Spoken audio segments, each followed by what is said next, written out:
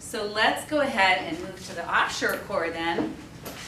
Again, we have Britain and we have Ireland. So let's make sure we understand that there are two islands, the island of Ireland and the island of Britain. And there are two countries. So what are the two countries?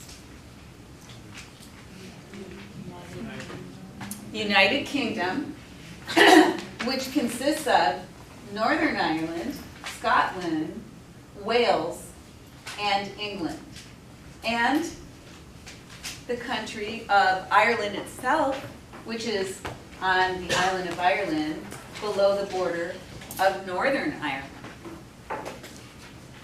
And so we briefly touched on the history of colonization from Anglo-Saxon tribes moving to the islands, and how we do have some devolution that occurs there because we have these cultural mixes on the island still to this day. Scotland, Wales, and the history of, it was a bloody history, a war really, that occurred between Northern Ireland and Ireland. So what's that about? What's that conflict about? Did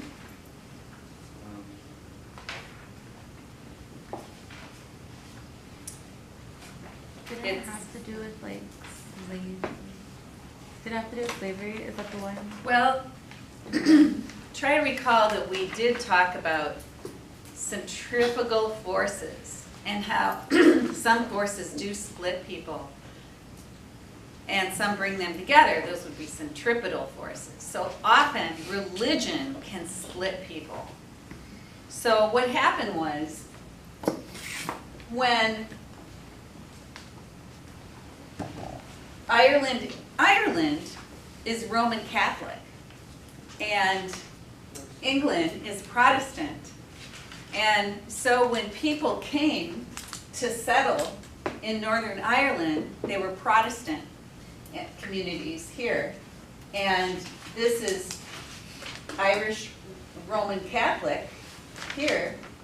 And so the Irish wanted to take back their island and their culture. And there was a big bloody conflict that went on for many, many, many years. And it's really resolved now for the most part because the people that live on the island just wanted peace. And so this bloody conflict is really over. But there is that history and there still remains this division. And so there still remains a potential for what we call devolution. We looked at our devolution map where places could threaten to split off. So Scotland, Wales, and Northern Ireland remain areas. So that conflict was really about religion and culture and territory. The Irish had a history, I think we've all heard of the potato famine, which was a disease that affected the staple crop in Ireland. There was also a huge mass immigration. Many went to the United States. There was extreme, horrible poverty. And yet the Irish economy has come back in a huge, very fast way, known as the Celtic Tiger, and a lot of very exciting things going on. The UK remains a center of the world for exciting things happening, and in fact, it's very diverse. London is hugely diverse. There's people from all over there. And I have a friend that has been there many times and explains it to me. It's just a fascinating place. Somewhere else I would really love to visit, and I recommend you look up more on all of the parts of the UK and Ireland. Such great history there. And there's Stonehenge.